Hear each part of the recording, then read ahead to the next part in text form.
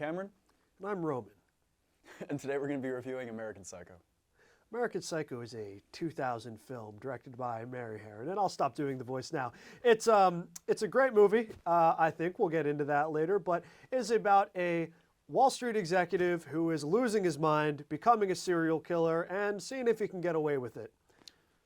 This is a movie you quite like, if I'm not mistaken. I do like it. That's why I was asked to do it with you, because I heard you like it also. And your lack of professionalism disturbs me, I must say. But yeah, no, here we are. We're reviewing American Psycho in October. Not exactly a horror movie, but definitely got that October intensity and some of that slasher aspects. So like I think the first thing we talk about in this movie is there's a content warning for what happens in this movie, because it is not for everyone. But the most known thing about this movie, and probably the reason it succeeds so well, is because of Christian Bale. What do you think about his performance in it? Yeah, Christian Bale's performance is fantastic in this movie. So if you know anything about it, if you don't know anything about it, it's a satire, right? That's the whole point of this movie. It's a sort of a satire of the materialistic culture of the 1980s, and honestly, it still persists to today.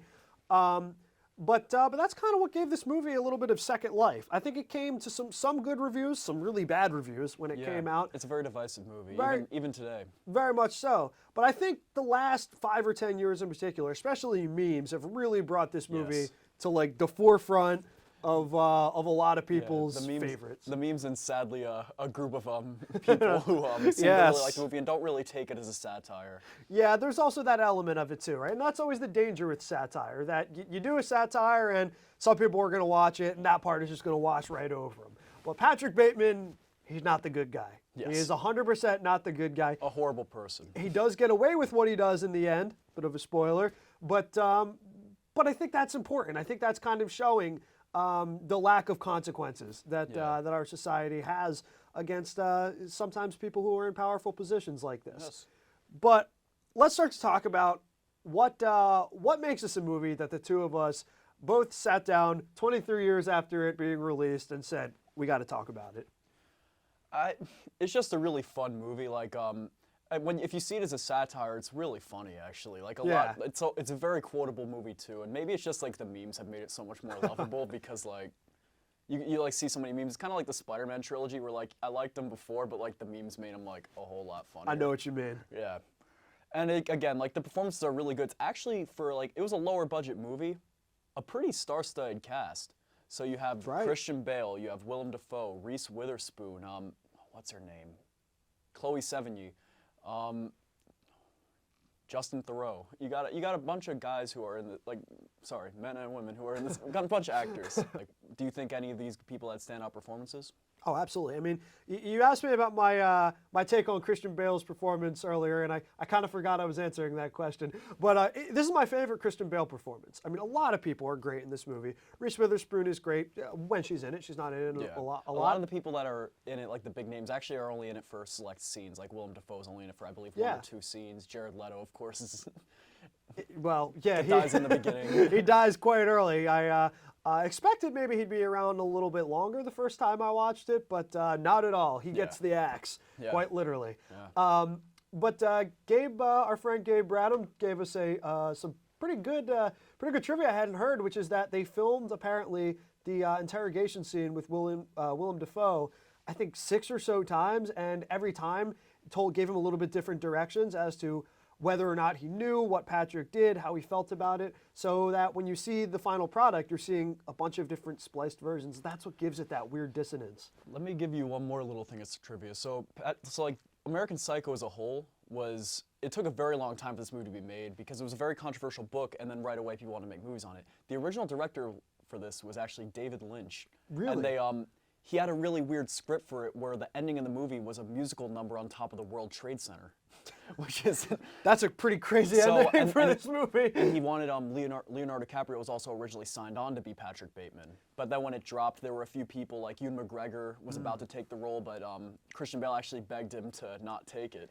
It's such a good role for Christian Bale. And it's not that I don't think anyone else could do it, but he just brings such a signature style to this that I just don't know if anyone else could do just as well as he does. That I mean, we started off before the review started, me a little bit when we were doing the review, impersonating the voice a little bit. But it's it's partially what makes it so memeable. Well, it just makes it so good. Like, you can't imagine anyone else playing not American Psycho. You can't imagine anyone else playing Patrick Bateman, right? Yeah. He just becomes the role. He is not human, as he will Well, tell again, you. like, that's like why Christian Bale's one of the best actors in Hollywood. Is he really does become the role. Like, a lot of people, since he wasn't that very well known of an actor at the time, a lot of people on set were actually surprised when during the rap party he was speaking in his English accent, because he's spoken in that American accent the whole time. A lot of people were like, we didn't even know you were English. Yeah, and he does a great job with that American accent. I mean, the thing for me that makes this movie one of my favorites is it's a script. Yes. I mean, this is such a good adapted screenplay.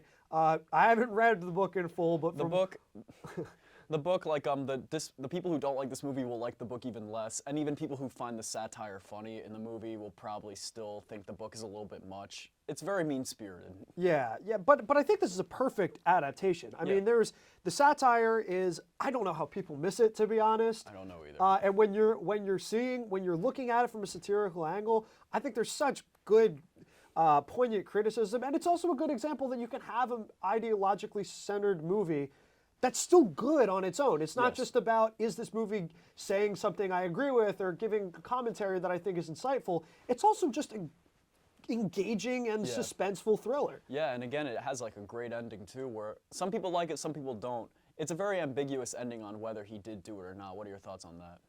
Yeah, I personally really like the ending, and I think him, if you go with the he did it, I think him getting away with it is completely necessary. I think it's a big sign, like, again, like as you mentioned before, how men in power can very much get away with a lot of things they do. Yeah, I mean, this script is just so, it tackles this stuff so well.